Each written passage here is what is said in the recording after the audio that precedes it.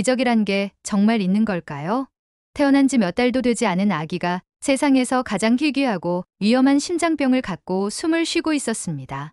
어느 나라에서도 치료를 해줄 수 없다는 말만 돌아왔죠. 부모는 절망 끝에 마지막 희망으로 한국을 두드렸습니다. 그리고 모두가 불가능하다고 한 생명을 살려낸 기적이 이 땅에서 일어났습니다. 여러분, 이 이야기를 끝까지 들어주세요. 그리고 좋아요 버튼을 눌러주시길 부탁드립니다.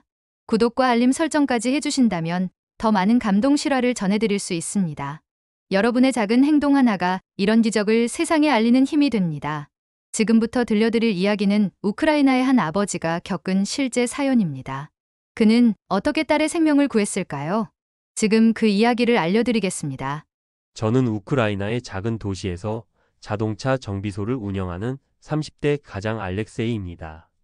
평범하고 성실하게 살던 어느 날 아내가 딸을 낳았습니다. 그 후 제 인생을 송두리째 뒤흔드는 일이 벌어졌죠. 출산 후 아이를 기다리고 있던 저에게 돌아온 건 축하가 아니었습니다. 아기의 심장에 문제가 있습니다. 의사의 목소리는 무겁게 가라앉아 있었습니다. 그 순간 제 가슴도 함께 내려앉았죠.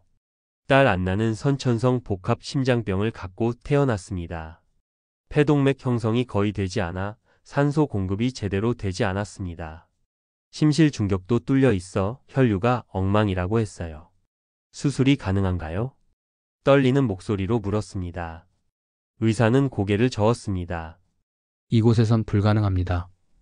너무 복잡해요. 현지 병원을 3곳이나 돌아다녔습니다. 돌아오는 대답은 똑같았습니다. 수술 불가. 그 말만 되풀이됐죠. 제 삶의 중심이 무너지는 느낌이었습니다.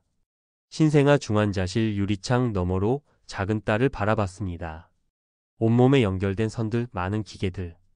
태어나자마자 생존을 위해 싸우고 있는 아이를 보며 눈물이 쏟아졌습니다. 아내는 매일 울었습니다.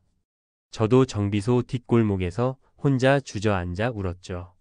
밤마다 인터넷을 뒤졌습니다. 심장병, 신생아, 수술 가능 병원.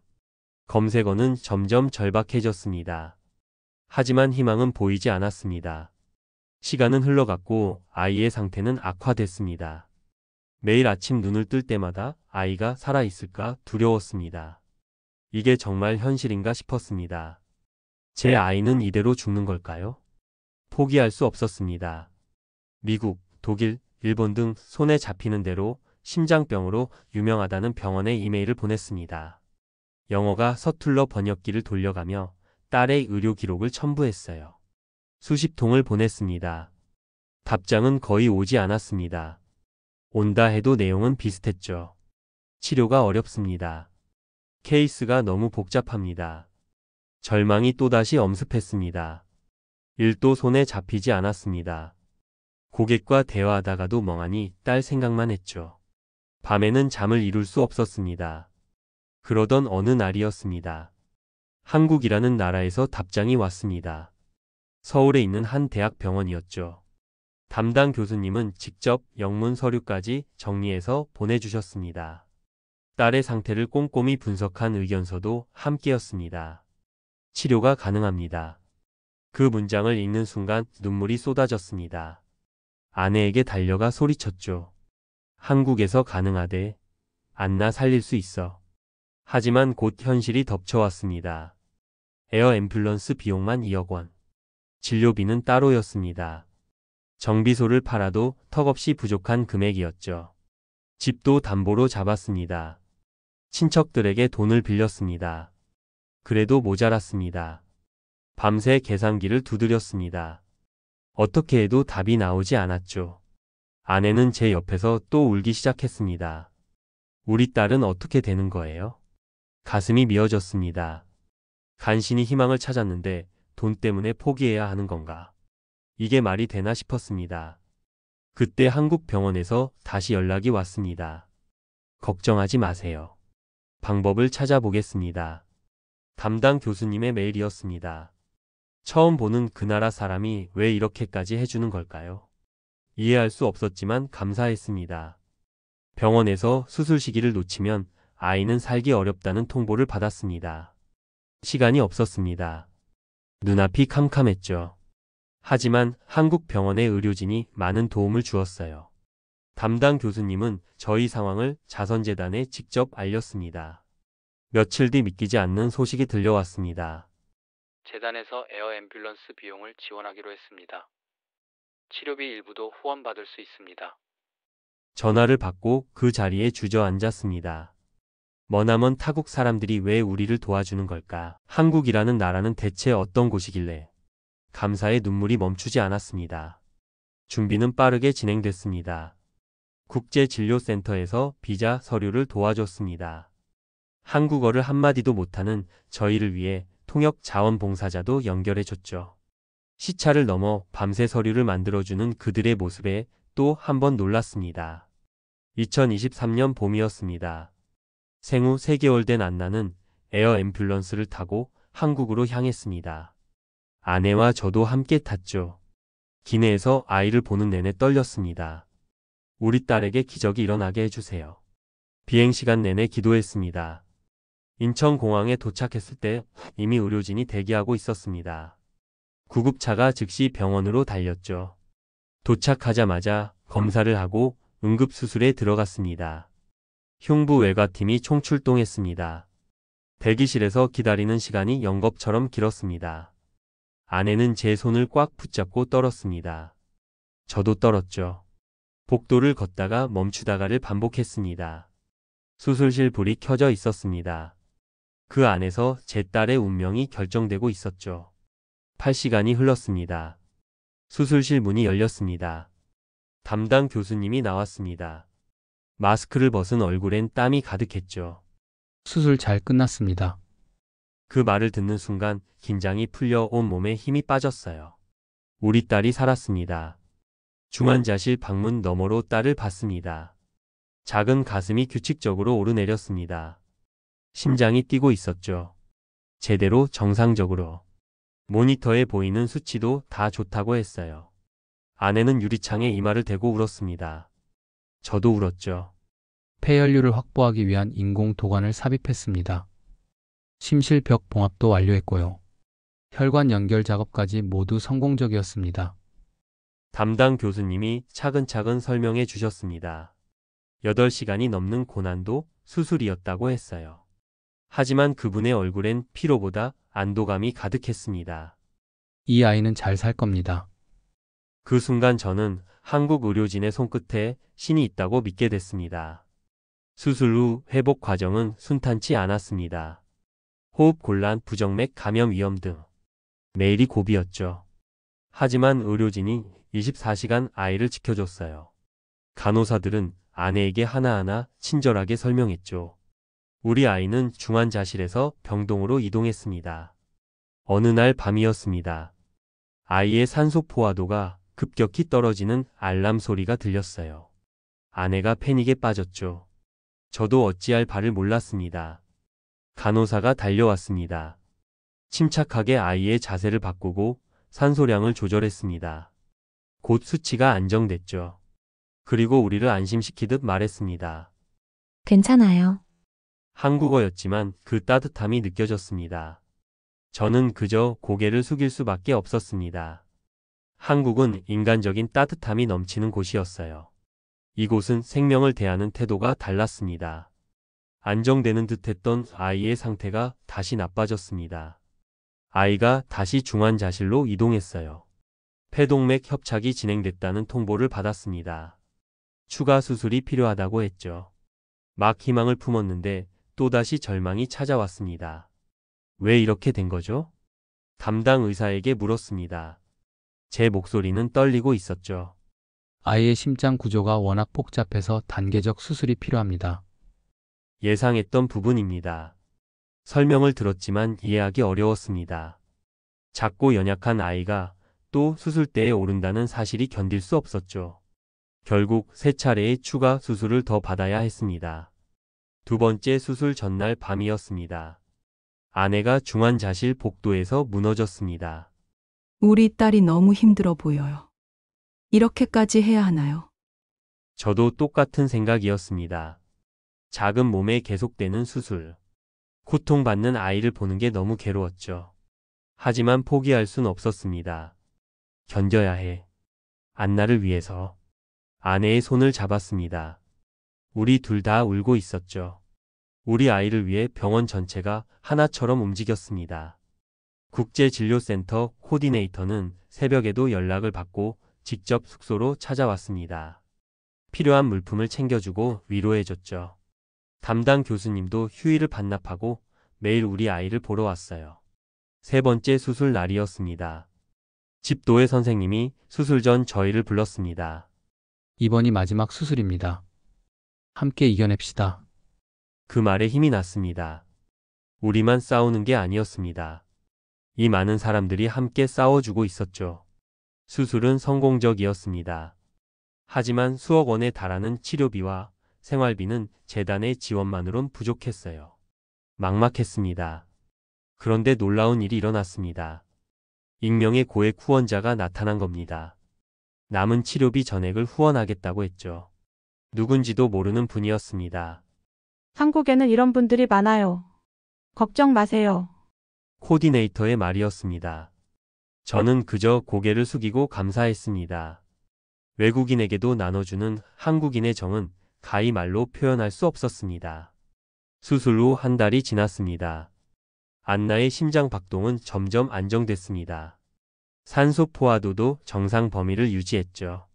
처음으로 아이가 제대로 웃는 모습을 봤습니다. 여보, 아내가 제 팔을 잡았습니다. 눈물을 글썽이며 말했죠. 우리 딸이 웃어요. 그 순간을 평생 잊을 수 없을 겁니다. 재활치료가 시작됐습니다. 물리치료사가 매일 아이의 근력을 키워줬습니다. 영양사가 특별 식단을 짜줬죠. 모든 게 체계적이었습니다. 병원 생활 중 한국 문화도 조금씩 알게 됐습니다. 국제진료센터 직원들이 한식을 가져다 줬습니다. 처음엔 맵고 짜서 거부했죠. 하지만 계속 먹다 보니 중독됐습니다. 맛있죠? 건강에도 좋아요. 직원들이 웃으며 말했습니다. 병원 근처 시장도 구경했습니다. 상인들이 외국인인 저희를 신기하게 봤죠. 하지만 친절했습니다. 말이 안 통해도 웃으며 과일을 하나씩 더 챙겨줬습니다. 한국에 대한 인식이 완전히 바뀌었습니다. 뉴스에서는 경제대국이라고만 생각했었는데 경제대국의 사람 냄새 나는 따뜻한 나라였죠. 퇴원일이 다가왔습니다. 최종 검사 결과를 기다리는 동안 떨렸습니다. 담당 교수님이 들어오셨습니다. 축하합니다. 모든 심장 기능이 좋아요. 그 말을 듣는 순간 모든 게 꿈만 같았습니다. 몇 달 전만 해도 살 수 없다던 아이가 지금 살아 있습니다. 제대로 된 심장으로 뛰고 있습니다. 정말 감사합니다. 선생님이 우리 딸을 살렸습니다. 교수님은 고개를 저었습니다. 아닙니다. 이 아이가 강했던 겁니다. 그리고 부모님의 사랑이 있었기에 가능했습니다. 겸손한 모습에 또 한 번 감동받았습니다. 퇴원하는 날 아침이었습니다. 병동 모든 직원이 직접 나와 안나를 배웅해줬습니다. 간호사들이 작은 선물을 준비해 왔죠. 손편지도 있었습니다. 안나야 건강하게 자라렴. 한국어로 쓰인 편지를 통역해서 읽었습니다. 눈물이 쏟아졌죠. 교수님이 마지막으로 말씀하셨습니다. 이 아이는 꼭 잘 살 겁니다. 한국에서 기적을 만든 아이니까요. 그 말은 제 평생 가슴속에 남아있을 겁니다. 한국이라는 나라가 없었다면 제 딸도 저희 가정도 지금 존재하지 않았을 겁니다. 고국으로 돌아왔습니다. 공항에 가족들이 마중 나와 있었습니다. 안나를 보고 모두 울었죠. 정말 한국에서 수술했어. 친척들이 믿기지 않는다는 표정으로 물었습니다.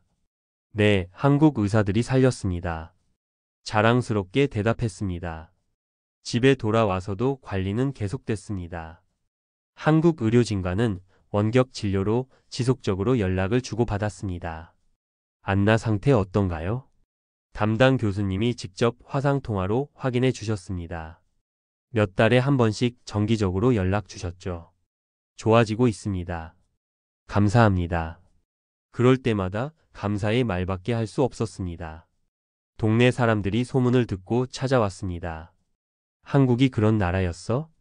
모두 놀라워했습니다. 한국 하면 삼성, LG, 현대차만 알던 사람들이었죠. 하지만 의료 수준이 그렇게 높은지 몰랐다고 했습니다. 저는 직접 경험한 이야기를 들려줬습니다. 의료진의 헌신, 자선재단의 지원, 익명 후원자의 따뜻함. 모든 걸 말했죠. 우리 딸은 한국 덕분에 살았습니다. 그 말을 할 때마다 목이 메었습니다. 정비소 일을 다시 시작했습니다. 하지만 예전과 달랐습니다. 일하는 게 감사했죠. 딸이 옆에서 숨 쉬고 있다는 사실이 기적처럼 느껴졌습니다. 안나는 조금씩 자랐습니다. 재활치료를 꾸준히 받았죠. 한국에서 배운 방법대로 아내가 직접 물리치료를 도와줬습니다. 돌이 지났습니다. 안나가 처음으로 혼자 앉았습니다. 아내와 저는 손뼉을 치며 울었죠. 너무 기쁜 순간이었습니다. 엄마, 아이가 처음으로 말했습니다. 그 순간 세상을 다 가진 기분이었습니다. 이 기적을 더 많은 사람에게 알리고 싶었습니다. 주변 사람들이 제게 한국 이야기를 해달라고 요청했습니다. 지역 사회에서 간증을 시작했죠. 한국은 생명을 존중하는 나라입니다. 기적의 나라입니다. 강연할 때마다 이렇게 말했습니다. 사람들이 고개를 끄덕였습니다. 한국에 대한 인식이 바뀌는 게 느껴졌죠. 지금 안나는 3살이 됐습니다. 여전히 정기 검진을 받고 있지만 건강하게 자라고 있습니다. 뛰어놀고 웃고 떼쓰는 평범한 아이가 됐죠. 태어났을 때 의사들이 불가능하다던 모습입니다. 매일 아침 아이의 얼굴을 보며 생각합니다. 한국이 없었다면 이 순간도 없었을 거야. 가슴이 먹먹해집니다. 작년에 한국을 다시 방문했습니다. 정기검진차 갔는데 병원 식구들이 모두 기억하고 있었습니다. 안나가 이렇게 컸어요. 간호사들이 놀라워하며 안아줬습니다. 교수님도 아이를 보며 흐뭇해하셨죠. 잘 컸네요. 정말 잘 컸어요. 그 따뜻한 눈빛을 잊을 수 없습니다. 한국에 머무는 동안 많은 곳을 돌아다녔습니다. 서울 거리를 걸으며 느꼈습니다. 기적의 도시 어딘가에 우리 딸을 살린 사람들이 살고 있다고. 익명의 후원자도 어딘가에 계실 거라고. 고맙습니다. 마음속으로 계속 말했습니다. 우크라이나로 돌아온 뒤 유튜브 채널을 시작했습니다. 한국에 대한 이야기를 전하고 싶었죠. 안나의 기적을 나누고 싶었습니다. 한국은 단지 선진국이 아닙니다. 영상마다 이렇게 시작합니다. 가장 약한 생명도 포기하지 않고 끝까지 품어주는 나라입니다. 그 따뜻함과 수준 높은 기술력이 만나 세상을 바꾸고 있습니다. 구독자가 조금씩 늘고 있습니다. 댓글에는 감동했다는 말이 가득합니다. 한국에 가보고 싶다는 사람들도 많습니다. 제 작은 목소리가 누군가에게 희망이 되었으면 싶었어요. 정비소 벽에 사진을 걸어뒀습니다. 한국 병원에서 찍은 가족 사진입니다. 손님들이 물어보면 자랑스럽게 이야기합니다. 우리 딸을 한국이 살렸습니다. 그럴 때마다 가슴이 벅차오릅니다. 안나가 자라서 이 이야기를 알게 될 겁니다. 자신이 얼마나 많은 사람의 사랑으로 살아났는지, 한국이라는 나라가 얼마나 따뜻한 곳인지, 그때 딸에게 말해주고 싶습니다. 내가 살아있는 것 자체가 기적이야. 그 기적을 만든 사람들에게 감사하며 살아가렴. 한국은 제 인생을 바꿨습니다. 절망을 희망으로, 죽음을 생명으로 바꿔줬죠. 그 은혜를 평생 잊지 않을 겁니다. 여러분도 이 감동을 함께 나눠주세요. 이런 이야기가 더 많이 알려져야 합니다. 여러분의 뜨거운 관심이 더 좋은 이야기를 발굴해내는 원동력이 됩니다.